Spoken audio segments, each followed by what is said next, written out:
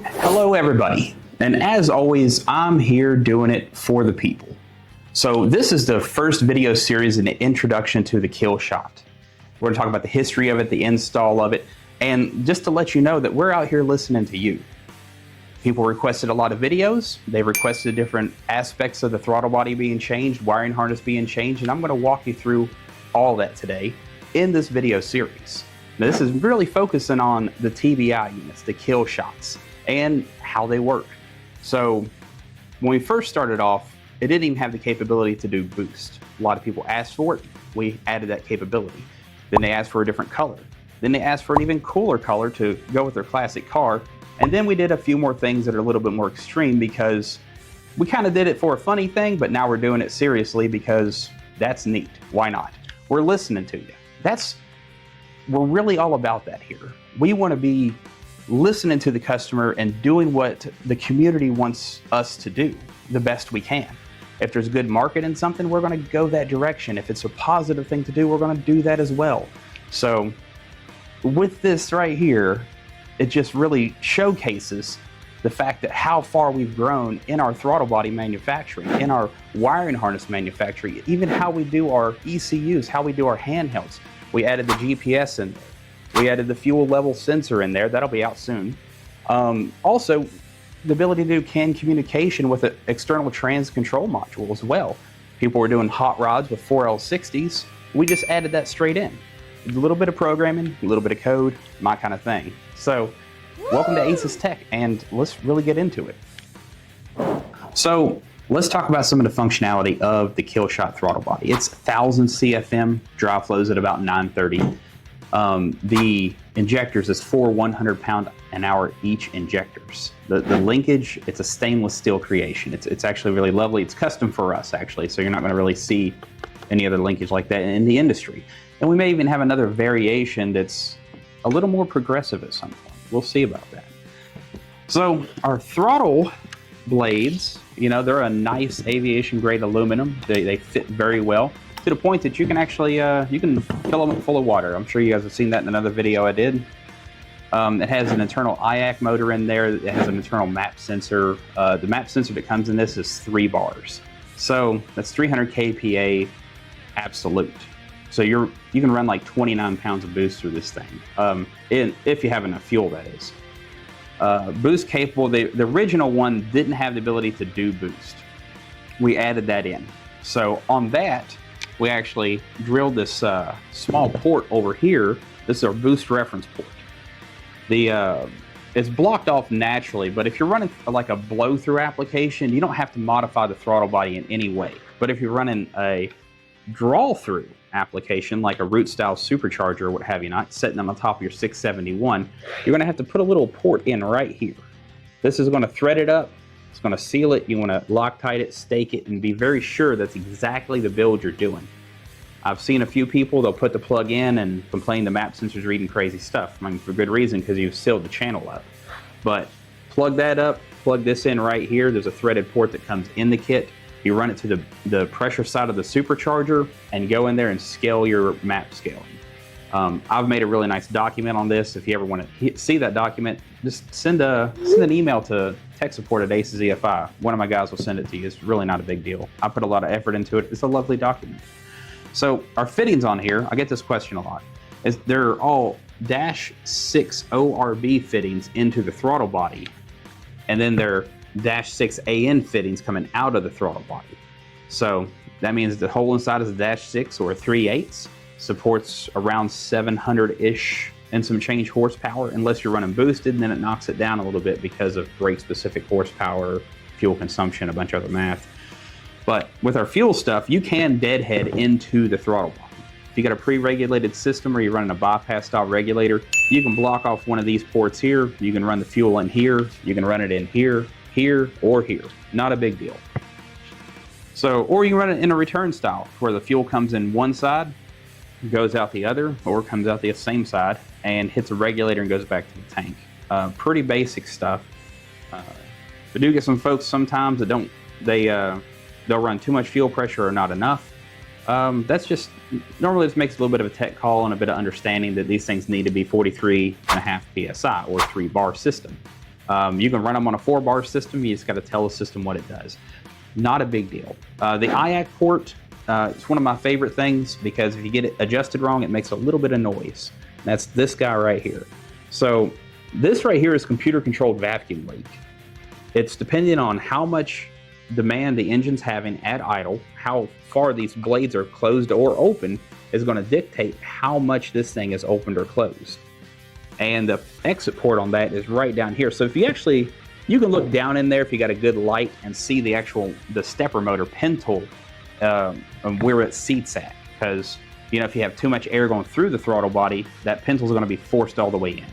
If you don't have enough, like the blades are too far closed, that pin tool is going to come out. It'll also whistle a little bit. So if you ever install one of these and it's just howling at idle, but actually maintaining idle, you can do a throttle linkage adjustment, and you'll see the IAC value actually change to your values of around 10 or 20 you really want. Then you just have to reset your TPS. That way it knows where 0 is. Not a massive deal. It gives me something to do in tech, which is good fun. So inside we got an internal transfer tube, as we went over before. It's a -6 as well. So you're still going to be, these things are rated for 650 horsepower. I've seen them at 800, really stretching their legs. You throw some boost at it, maybe 10 pounds, you're about 550 horsepower capabilities before you start running out of fuel injector.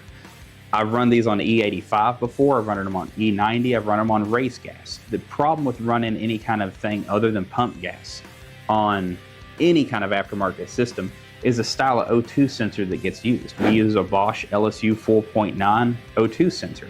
It's controlled by a pretty nice wideband Bosch controller, but the issue with that is when you add alcohol to fuel, it starts to degrade the O2 sensor a little bit quicker than it would naturally go with just pump gas. So that's kind of a risk factor. If you're going to run one of these on E85, understand that it could corrode the aluminum, it could corrode your lines. You got to be choosy over what kind of fuel lines you run. And I wouldn't even use the O2 sensor. I would take it to a dyno or a tuner, or if you're a tuner yourself, just give it a good open loop tune and hit the key and start that thing and run it and drive it, enjoy it, do a good burnout. I mean, we're not allowed to say that, but you know what I mean. So back to the system here, let's talk about the vacuum on it. So on the base plate right here, it's not made of pre-formulated amylite either. It's made out of aluminum. So it's really actually nice CNC. But we got a 3/8, a 3/8, I think a 3/16 right here. These all go straight to manifold vacuum. So if you have a PCV, a brake booster, a blend door actuator on your old Chevy perhaps, or yeah, probably blend door. Or you can run this one right here off to your fuel pressure regulator. I usually thread in the boost reference port over here to do that, just because I like to hook the regulator up, even if I'm not running boost. It's just a nice extra added vacuum port. This one right here, you run it off to the regulator, or any kind of, like if you're running weirdly enough an EGR poppet valve or something like that, you can hook it up. This is your ported vacuum up here, this guy. This right here actually has a port hole in this throttle bore right here. If you look hard enough down in the throttle bore, there's a little hole.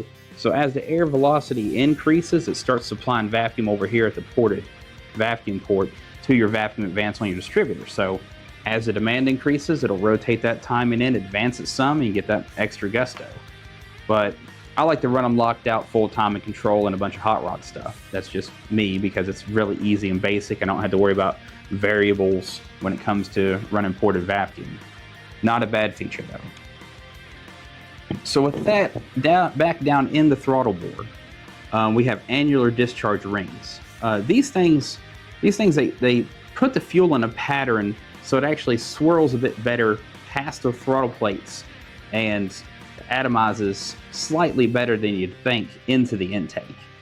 I like it. I think it's pretty to look at. When you whack the throttle real hard, it's really cool. Sometimes you'll see a little bit of fuel leaking out around the top. These things are friction fit, so they're cryogenically frozen, stuck into place. Then we machine some holes through it for the throttle linkage. So if you ever see fuel coming out from above these just a little bit here and there, I wouldn't worry too much. They're actually still doing a really good job. This is wetting the wall, but they're still going to have a nice spray pattern. On the throttle linkage, right here, this stuff is stainless. Big fan of it. It's just nice, smooth action. really smooth action. I've dealt with a lot of aftermarket throttle bodies where you really have to give it the beans in order to get the initial hit on the throttle linkage itself. It is a little bit adjustable for the secondaries, but like if you're making your IAC adjustment, this is your curb idle screw right here. This thing is going to open and close based off the primary shaft position and allow a little more extra airflow or a little less depending on what you're doing. These throttle shafts are actually riding on a really nice set of needle bearings. I think they're a C1 or a C2 rating. I can't exactly recall, but they're pressed into the throttle body, which is part of why we have such smooth action. Now, they're not environmentally sealed. There is a little bit of air that gets past it. Or if you got your fuel settings all incorrect, it'll actually put a little bit of fuel out on your throttle shafts. So that's a whole nother thing we'll talk about when we get to the tuning section of this video series. I'm really enjoying this, by the way. So don't ever touch these. These right here, they're block off plugs for how the bowl is manufactured, how it's machined for the injectors. I've had a few folks take these things out for unknown reasons, and they give me a call saying fuel is spraying everywhere, and I agreed with them. It was because they try to put it back in crooked, ruined a thread or two. I had mercy on them, and I had a couple extra bowls laying around, so I hooked a few folks up. The TPS right here, this is an off-the-shelf. This is our brand. We purchase it from a major manufacturer, but you can go to your local parts store and buy this. If your warranty runs out, and say you're doing some engine maintenance, like you're putting another cam in and you accidentally drop this, smash it on the ground, the connector's still in good health, not a massive deal. You can go down there to the local auto parts store and pick one of these GM sensors up. It's not a massive deal. Even the injectors inside, they're just Pico EV6 fuel injectors. They're 100 pounds rated at 43.5 PSI. So even if you wanted to put smaller, bigger injectors in there, eventually we're going to have the software where you can scale them. So if you're not so worried about your warranty, like, you know, if you decide to void your warranty, you can throw some different injectors in there. I've ran these on 160 pound-an-hour injectors. I've ran them on 65 pound-an-hour injectors, and I've been able to make them work fantastically. So 160 pound-an-hour injectors running on E85 at 4 bars of fuel pressure. It did some pretty good work. Honestly, really hard on the tires, but did a good job. Woo! Now I have transmission problems because of all the extra horsepower. That's a whole different video. So yeah, this all the stuff in here, the IAC, it's a GM. You could purchase that. The fuel injectors, they're very, very available. These are our branded fuel injectors. You can order them off the internet. You can find them at the local parts store. You can go to a junkyard if you find like an LS3 style. You can put small injectors in here if you really wanted to, depending on your application. Like if you're running one of these 4-barrel units on a smaller engine, you can manipulate that a little bit. Like I said, it's pretty hard on the warranty, so I wouldn't be necessarily taking them apart. But in the future, I'm going to add a kind of a tech work as it goes to where somebody really wants to put a set of injectors in here that's different. Small charge, a little bit of work, a bit of testing from me, and we'll make sure it's all good. As long as they can be scalable in the software at that point, it's not a problem. Just cost a few bucks and a bit of shipping. That's something I want to add in. Got to get approval for that, but not a big deal. The connector on the side, there's nothing special in here. It's a circuit board and some wiring that goes out to the different injectors, the IAC, the IAC motor as it goes, and the map sensor. Like I said, it has an internal 3-bar map sensor. It's a weird little 4-pin connector because it has a temperature sensor, so it's a T-map. Not your normal kind of connector, but I've seen a few places where you can actually still even buy that map sensor if you're way beyond your warranty and you decide to do your own maintenance.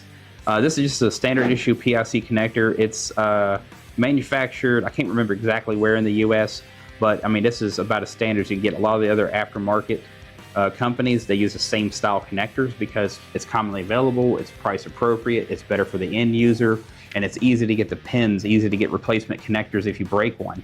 And if you ever had to service one, like actually de-pin and take one apart, you can do it with your fingernail if you needed to.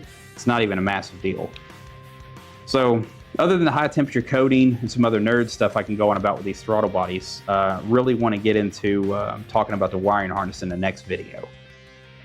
If you got any other questions about the throttle body and its capabilities, I think I covered everything here in this particular video, but feel free to reach out to tech. If there's a tech data sheet or something I wrote about this, I have no problem sending them to you. Also, in this area of our website, we're going to be putting, in our tech area of the website, may I say, we put more information about installs and procedures and actually written PDFs about good methods and different ways to actually have a successful install. And some of the theory behind why we want things hooked up a certain way. In this video series, I'm going to be explaining a whole lot of that. It'll be long videos and dry and technical and all that, and you get to look at me. I mean, that's not too bad, I don't think, but we'll see about that. So we're going to progress through, I mean, we did the introduction of the system itself. We're going to talk about the wiring harness and its features, functions, how it plugs in, what it does, all the little loose lead fiddly bits at the end. So let's just kind of crack into it. Now, we know that the throttle body plugs in, the handheld plugs in, the ECU plugs in, and those are all pretty easy to figure out. So we'll start at the end here. We are going to plug in the ECU. It has environmentally sealed connectors, so they work pretty well unless you completely submerge them. Just plug straight in. We come down the harness a bit, we got the power section. We'll talk about that at the end of the video. And we have two fuse holders. We got a fuse 1 that contains a 30 amp fuse, that's kind of for the main power of the whole system. And we got a fuse 2 that goes to the fuel pump side of it all. It's a 20 amp fuse. We continue down a little bit more.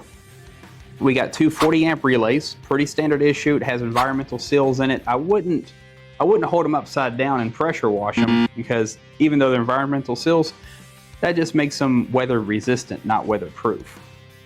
We got two 40 amp relays. Number 1, primary, it's for the whole system, powers V-main, powers the ECU, and some aspects of other portions of the system, as in sensors and such. The second relay, it's for the fuel pump. It's triggered by the ECU whenever it sees RPMs and sends 12 volts out to the pump. That's good for about 15 to 20 amps. If you got a fuel pump running more than about 15 amps, just to prevent parasitic power draw on the whole system, I would just wire in a relay. I've made a couple pretty nice documents about how to actually wire a relay, or a ground trigger relay too. But yeah, you get 12 volts from your fuel pump, send it to a relay, power your fuel pump. It's a wonderful day. So we continue on down and we got the CAN connector. This connector right here just hooks up either to the tuning cable or to the handheld or to the splitter if you're running something like our trans control module that's part of our CAN network. The easy connection on it, just one little white connector, 4 wires in it, one's positive, one's negative, one's CAN high, CAN low. If you know much about CAN stuff, it just clicks right in. It's sealed up pretty well in there. To get it apart, you kind of got to have a bit of a stiff fingernail here, and it comes apart. But there's some other connectors on the market with our competitors that's a lot harder than this. So they don't break too easy. They work pretty well. We got a nice long lead on the connector itself to the actual display. This is our 5-inch display. It has an internal GPS unit in there, so it does GPS speed. Eventually here very soon we'll have fuel level input sensor on it, which is going to be super nice, so you can see what's in your tank, and it'll be programmable to a certain extent. We got the connector, the sensor connector for the loose lead harness. That's this little harness over here. Got some nice loose leads in it, nothing crazy. We're going to get into near the end of the video when we're talking about loose lead wiring, and I'll explain what each one of these wires does. That plugs in right there. I'm not going to click it in right now, but it's a nice environmentally, like a weather pack style connector to keep the moisture out, but we'll go through this here in just a bit. We continue on. Let's get this thing oriented. Coming down here, the next one we run into.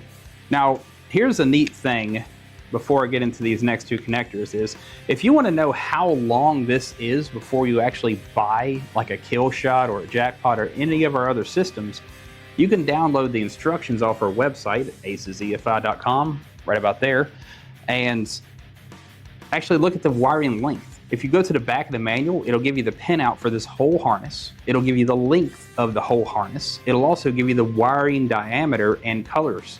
So you'll know it's a red 20 gauge wires that goes to whatever system in. You'll already have an idea. And if you're a super nerd like me, and you have a custom build, then you'll be able to actually do a little bit of math to figure out, do I need to make this wire bigger? Do I need to make it smaller? Or do I need to leave it alone? Preferably leave it alone, but you know, it happens. So back to it. If you look in the actual wiring schematics and you look at the measurements, you'll figure out exactly how far this is and then how long from here to here is. This is our VR wire. It's for hooking up to a magnetic distributor. VR, variable reluctance. So it's got a positive, negative, magnetic signal, puts out a sine wave. It's really lovely. We use it natively in our system to work with timing control. If you're running timing control with it, you'll have a magnetic distributor locked out, installed at 15 degrees before top dead center, and one of our ACES blackjack coils. Our blackjack coil with the driver, the IGBT driver that's inside the Killshot, it puts out about 90 millijoules of spark energy, which is pretty stout for anything really aftermarket, and especially that style of coil in what it does, because there's a few others that's pretty weak, but they run at about three milliseconds of dwell time, but they scale up. So the more RPMs, the less dwell you have, and faster it can spark, so on and so forth. Works really good up to about 8,000 RPMs, but we don't have many motors that do much more than that. So this hooks directly to the coil. This hooks directly to a magnetic distributor. I would not recommend modifying, especially these right here, because it can get to some weird stuff. And you also notice, if you've dealt with many of these style TFI connector coils, that the positive and negative are going to be different than you'd think they're located. Our coil is manufactured a little bit different to have more spark energy, so our positive and negative, they're kind of swap positions. They're reverse polarity as it goes. So if you're running another brand that looks a lot like ours, you need to make sure where your positive and negative is, just in case you got to pull these connectors out. But ours does put out more spark energy on purpose, because we wanted it to have the best available. So we moved down to harness some more into this portion. Now this is where it starts to get long here. Start moving everything around the table like a shell game here. We end up with, these are the long ones. This one right here, it has like a silicone base heat shielding on it. This is for your wideband O2 sensor. Now it's got 6 wires in it, but it really only uses about 5 of them most of the time. It uses a Bosch LSU 4.9 style O2 sensor. You can get those in different lengths. The one we put out, I think the harness is maybe almost a meter. I would say almost a meter long, thereabouts. So plenty of length there, maybe too much length, a lot.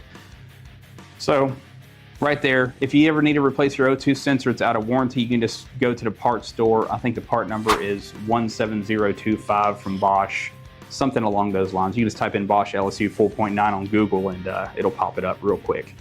The next wire we got in our series here is the coolant temp sensor, CTS or ECT, depending on whether you're looking at the software, the handheld, or on the tag itself. It means different things to different people, but it does the same function. It's your engine coolant temperature. This is a pretty long lead, not too bad. It gives you enough length here to go to the front of the engine, back of it, the side of it, between the headers, depending on where your coolant temp sensor got to plug in. Some people are running them way up in the radiator, which this helps out. We end up over here with it's marked as an FPS, but on my personal build, I'm using it as an oil pressure sensor, and I had them add in oil pressure or fuel pressure. You can use this sensor input to plug into that 3-pin weather style connector, weather pack style connector. GM uses them a lot for like TPS sensors and a bunch of various other things. And the most commonly available aftermarket 0 to 100 PSI pressure transducer generally plugs into these things and doesn't give you much of a headache. You can get the real cheap ones. We offer one. It costs a few dollars, but we go through a whole different type of, verification and certification on making sure our sensor is of quality. That way, if you buy the thing, you plug the thing in, it's fine. Then we end up at the PIC connector. This right here is the business that plugs into the throttle body. It's got an environmental seal in there, a bunch of pins, not a big deal. Clicks right in place. Does a great job. These connectors are fantastic because if you ever needed to, for whatever reason, pull a pin out, you can just push here, it clicks the locks up, and you can grab a hold of a wire and just yank the thing out and de-pin it. Put the thing back in. Say you're out of warranty, you're doing a repair because something happened here. You get that style pin, you can crimp it on there, and you can just replace that. Stick it back in, make sure it seats up against the face all the way at the end, push the locks back in. It's good to go. I think that's pretty neat. Besides, you don't need a lot of special D-pinning tools unless you're doing these right here, and a lot of times you can just use your thumbnail on a lot of these. Like you can pull a little gray bit off right here and kind of pull up on it and D-pin it in case you're using a different style sensor that has a reverse polarity situation. So not too bad. So let's get into the loose lead harness portion of it all. I'm going to go through and explain each wire and kind of what it does. There's only one in there that we're not really utilizing yet. It's there, we left it there for an option later. All right, now we got our loose lead harness laid out here. We got the power, the switch 12 volt, the pump, all the other little loose lead bits. Let's just go through them one by one and explain some stuff here. So let me put my pen down. 12 volt battery. This right here is going to be directly to the battery. We go directly to the battery with the positive and the negative. That way that it can pick up and filter out any transient voltage that will be damaging to the fuel injection system. It'll kill the ECU pretty quick if you have it hooked to a starter, for instance, an alternator. All that flyback voltage will come right back to pipe and right into the ECU and smoke a couple logic circuits, which is kind of hard to test that in a way. But nevertheless, positive, negative to the battery. During the install, I'll go over that a lot more. We got the fuel pump wire. This is a fuel pump positive wire. It's going to put 12 volts to your fuel pump. You can ground the fuel pump. You can run this back to your fuel pump. It's kind of a smaller gauge wire, so I would always consider using a relay with this. That way it doesn't heat this wire up, making more resistance, reducing the effectivity of your pump, or making voltage headaches for the whole system itself. Run it on a relay. We don't include one in the kit, but they're real cheap at the local auto parts store. Ignition 12 volt switch key right here. This is going to be a clean 12 volt switch source, so not to your alternator or anything else that's weird like a fan. I've seen a few of those. And when it comes to the switch signal, it needs to be powered up through key on to start and back. If this loses power during that key cycle, it'll reset the ECU, causing it to fire up and then die right back out. Kind of gives you a headache if you've never seen that before, but it's just something that, you know, I've seen a few times. It's good to make sure that the switch 12 volts good. Also, if you can't find a clean source, meaning something that's not attached to an alternator, something that's not attached to a coil, for instance, you can also run this on a relay. So you can run the dirty 12 volt signal to trigger a relay to send clean 12 volts from your battery to this. So that's one good method of doing that. Now let's get over here. Let's move these out the way. Let's get over here to our loose lead harness. This got a little bit more going on, but it's not crazy. The V main wire, this V main right here, kind of a heavier gauge power wire. I don't use it for a lot of things. I use it to trigger relays or to supply 12 volts to a Hall effect distributor. Like if you're using a Killshot with a Gambler, which is our Hall effect distributor, a 7+1 Hall effect. This V main's good for that power. I wouldn't hook it to anything else. I've seen it hooked to the battery. It's not very good. It's actually will keep the system powered up and do a lot of weird stuff. So not safe things either, or it will hurt your ECU. Let's see, we go here. We got the ACN wire. This right here, if you turn your AC system on, it needs to idle up a little bit more or turn a couple fans on. Put 12 volts to this thing. When you turn your AC on, it'll do that operation. Not a massive deal, pretty easy, clean install. Not a lot of people use it, but you can also kind of use it as an auxiliary means of flipping and a little bit of extra fan on too if you wanted to. If you wanted an idle up feature, you can mess with some of those parameters and kind of make that real nice. Let's see what else we got here. We got the point wire. This is our white wire. This is a ground trigger wire. This is the one you run out to an ignition box. If you're using like another brand ignition box or you're using our ignition box, the high roller, if you're running full timing control and you want to utilize that extra spark energy the ignition box has, you're going to use this point output wire to trigger that box. So it goes to ground, triggers it, makes a spark. It'll control timing through this wire if you hook it up in that fashion. I can't exactly recall what page it's on in the instructions, but we'll probably go over that too during the install just to cover the bases on it. So let's get into the next little bit. This one's an oddball. This is the rev wire. This wire was added in because it's going to be a future update. It's going to be a ground trigger output, but it's going to be customizable, good for about 2 amps of load. We just added it in there because this one little wire isn't hurting anybody. It's here. It says rev on it. You can see in the instruction manual that it goes on about, it's a programmable output. We haven't added it to the system yet, but this is it's just nice to leave it here because there'll be some update in the future where it'll be utilizable. We just haven't really needed it for anything, so we just haven't turned it on yet. Fan 1, this is a ground trigger. You're going to trigger the ground side of a relay to turn your fan on. This does not take a lot of load, so 2 amps or less. It'll trigger a relay, turn a fan on for fan number 1. Or if you're doing fan number 2, you can do that same thing. It's a ground trigger. If you're running a single fan that has a high and low speed, you can do low speed, high speed if you wanted to. Not a massive deal. Done that a few times. We got the TAC input and coil negative wire. This is going to send RPMs to it. So if you've got an old coil negative system, so a distributor and a canister, you'll attach this to the negative side of the distributor, to the negative side of the canister. It'll send a waveform to the ECU giving an RPM signal. You also hook this to the TAC wire if you run an HEI. It'll also be marked down as coil negative as well. Even though it's not truly a coil negative signal, that's just, we built in extra resistance in that system because the coil negative and the HEI signals are pretty dirty and can give everything a headache or kill the system.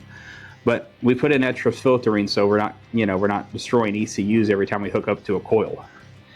Also the TAC input, if you're using like a CDI box, standalone, got its own timing control going on, using rev limiters on it and all that, launch control, and you're not wanting the Killshot to control timing, plug it into your CD box. The gray TAC out wire comes from it, goes to our gray TAC in wire, mark it down as CDI and handheld. Life is good. Let's see what we got here. This is going to be the TAC out. So this will be a TAC out to your gauges. There's an internal multiplier in our software that we're going to put active so you can tweak in at some point. Like if it's indicating 900 RPMs on the handheld, but your factory tachometer is only registering 600 RPMs, you'll be able to multiply that just a little bit at some point down the road. But yeah, if you're looking to drive your TAC or some other RPM input needed, this is the wire for you. Last wire on the bundle here, nitrous in. So if you're not putting the party pulley on, but you got the bottle of giggle gas, you're going to use the nitrous in wire. This thing right here is going to retard the timing. If you activate your nitrous switch, it's going to pull a certain amount of timing out, and you can go into the system and manipulate that in the tuning software, and some of it on the handheld as well. We put a lot of extra features in there. So you trigger that, you got nitrous in, it retards the timing, you go down the track. Or if you're racing a Honda Civic, you're going to need all the bottle you can get, especially if you got a big block Chevy. But yeah, that pretty much sums up all of our loose lead wiring. More questions on that, email us, Aces Tech Support at acesefi.com. Not a big deal. We love questions, and if we got documentation that helps support your project, we have no problem sending it to you. So let's get on to the next bit. In this video series, we're going to cover a lot about the Killshot, and some of it will be as clear as possible, but if you need more information, a tech document or what have you not, reach out to us at techsupport@acesefi.com.